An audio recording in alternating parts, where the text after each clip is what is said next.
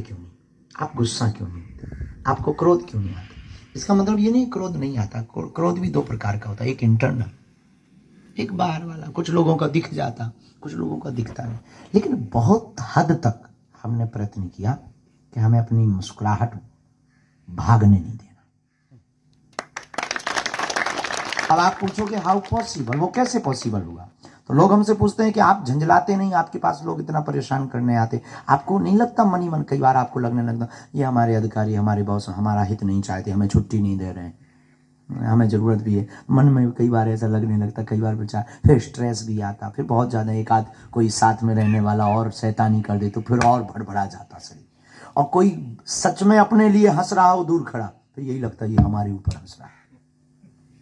ये जो मन की गति है ये बड़ी खतरनाक है।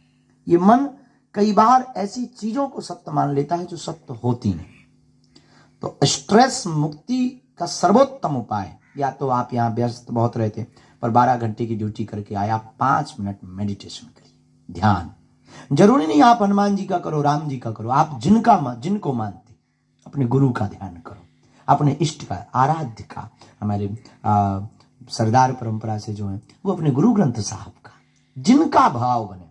5 मिनट आप ब्लैंक होकर के, एकदम ब्लैंक, खाली, कुछ नहीं सोचना, केवल ध्यान करो। अगर आप ओम का करो, प्रणव का, तो हमें लगता है कि आप देखेंगे 10 से 15 दिन में आपके जीवन में और आपकी बॉडी में बहुत फर्क पड़ रहा, आपके विचारों में बहुत फर्क पड़ रहा। कई बार शरीर जो आलस में, चिड़चिड़ापन में, आपके विचार बदलने लगेंगे और सुताई आपके अंदर हैप्पीनेस आने लगेगा और आप गाली में भी मुस्कुराएंगे।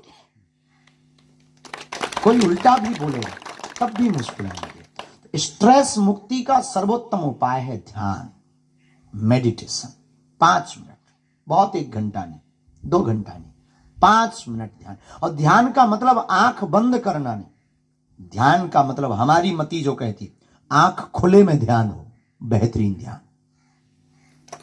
आंख खुली रहे और अपने आप को, मैं कौन हूं और इस पृथ्वी पर क्यों आए। और आपका तो निर्णय फिक्स हो गया है कि आप इस पृथ्वी पर राष्ट्र हित के लिए आए और पूरे राष्ट्र की जिम्मेवारी आपके ऊपर है। और आप मुस्कुराएंगे, मेरे प्रियजनों, हमारे परिवार के सदस्यों, हमारा भारत मुस्कुराएगा। आप स्वस्थ रहेंगे, हमारा भारत स्वस्थ रहेगा। और आपका ब्रेन तेज चलेगा, हमारा भारत आने वाली हर बला से बच जाएगा। हमारे भारत में की जो सुरक्षा व्यवस्था आपके हाथ में, पूरा देश आपके कारण चैनी से सो रहा है। लेकिन आपका मुस्कुराते हुए रहना बहुत जरूरी। और हमने तो प्रण लिया है कि हम अभी आपको बता भी रहे थे, कैंप में जहां बैठे चाय पी रहे थे, हम प्रार्थना कर रहे थे कि एक बार हमारे साथ ऐसी घटना घटी तो हमारे जीवन में वो क्रांति हुई। हम अचानक से ट्रेन से जाना था, कहीं अचानक से जाना था, एक महात्मा का आदेश लगा कि आप आओ, ये अभी आओ। हम किसी शहर में कथा कर रहे थे, वहां से हमने रेलगाड़ी पकड़ी, रेलगाड़ी पर बैठे तो कुछ कोटा ऐसे होते हैं जो तुरंत टिकट मिल जाते हैं, पर उस दिन किस्मत की बात कि हमको नहीं मिली। और यही कोई 1.5-2 साल पुरानी बात, और आज तक ऐसा हुआ नहीं, पर नहीं मिली टिकट तो नहीं मिली। पर एक ट्रेन आ रही थी जो दिल्ली जा रही थी, हम बैठ गए। लेकिन विचित्र बात हमने अपनी आंखों से देखी, अधिकारी भी हमारे साथ में, सुरक्षा के अधिकारी भी थे, सब बैठे। लेकिन जैसे ही डब्बा के लोगों को पता लगा कि बागेश्वर महाराज आए, आधा डब्बा खाली हो गया, सबने सीट दे दी। हमें खुशी हुई, अच्छा है, संतों का सम्मान किया, हमने धन्यवाद दिया, हमने सबको कहा आप लोग बैठो, हमको केवल एक सीट बैठने की चाहिए, किसी के भी साथ हम शेयर करें। लोग बोले नहीं नहीं नहीं, कुछ लोग नीचे बैठ गए, छोड़ दी, बैठे सब। लेकिन तब तक हम जब बाथरूम तरफ गए तो जो हमारे भीतर क्रांति घटी, वहां पर 2 राष्ट्र की सेवा करने वाले बीएसएफ के जवान बाथरूम के पास अखबार बिछाकर बैठे थे। तब हमारे मन को बहुत पीड़ा हुई कि यह देश कितना विचित्र है। एक कोई अभिनेता या कोई व्यक्ति उस बोगी में बैठ जाता है तो बोगी खाली हो जाती है, और सबसे बड़ा अभिनेता इस देश का हीरो कई महीनों बाद अपने घर पर परिवार से मिलने आता है, उसको एक सीट तक शेयर नहीं होती। उस दिन हमने प्रण लिया था कि अब जो भी होगा हमारे जीवन में, हम कुछ ना कुछ अपने शब्दों से भारत के लोगों को मोटिवेट करेंगे। और हम आपसे प्रार्थना करना चाहेंगे, आप सबसे, कि आप मुस्कुराओ, मुस्कुराना ही जीवन। भगवान, अच्छा आप पुराना जमाना आपको याद होगा, फोटो वाला कैमरा चलता था। अब आजकल तो सेल्फी चल गई, मुंह टेढ़ा करें जैसे लोकवा लग गया हो, फोटो खींच रहे। पुराने जमाने में कैमरा का जमाना होता था, तो हमने कैमरे के जमाने में एक अच्छी चीज, बहुत ऑब्जर्व वाले आदमी है, हमने ऑब्जर्व किया, जब किसी की शादी होनी होती तो एक दिन पहले कैमरा वालों को बताना पड़ता था, देख भाई शादी के लिए लड़की वालों को फोटो भेजनी है, कल टाइम पे आ जाना।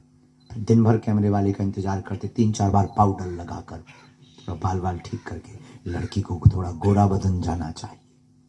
कैमरा वाले के भी उन दिनों में बहुत साके पड़े थे, उनकी भी इज्जत बहुत बड़ी होती। वो आता था मस्ती से, फिर लेंस साफ करता था, फिर वो चाय पीता था, तो वो पूछता था फुल खींचूं या हाफ खींचूं। अरे भाई यार जल्दी कर, 3 बार पाउडर खत्म हो गया यार। तो उसके भी बहुत नखरे हुआ करते थे उस जमाने में कैमरा वाला, रील वाला कैमरा। फिर वो कहता था ठीक है खड़े हो जाइए, हम फिर तुरंत खड़े हो जाए। फिर वो कितना भी अनपढ़ गवार हो, वो अंग्रेजी का एक शब्द, प्लीज स्माइल। अनपढ़ गवार, हमारे गांव का छन्नू लाल आदमी, नाम उसका छन्नू लाल, अनपढ़, कभी स्कूल का मुंह नहीं देखा, लेकिन उसने कैमरा क्या खरीदा, प्लीज स्माइल बोलता था। और कभी वो अपना नाम नहीं लिख पाया ठीक से, वो प्लीज स्माइल बोलता था। वो हम लोग तुरंत, जैसे कैमरा वाला प्लीज स्माइल, हम लोग तुरंत दांत निकाल, बत्ती से बाहर, हम मुस्कुरा देते थे। अब वो तुरंत फोटो खींच देता था। फिर 2-3 दिन इंतजार करते थे, क्योंकि वो धुल कर आती थी। जब 2-3 दिन बाद फोटो आती थी, अपनी फोटो देखकर हम लोग हंसते थे, हो तेरी क्या गजब फोटो आई। विचार करिए, 1 सेकंड मुस्कुराने से जब चित्र अच्छा आ सकता है, जीवन भर मुस्कुराते रहिए, पूरी जिंदगी अच्छी आ सकती है।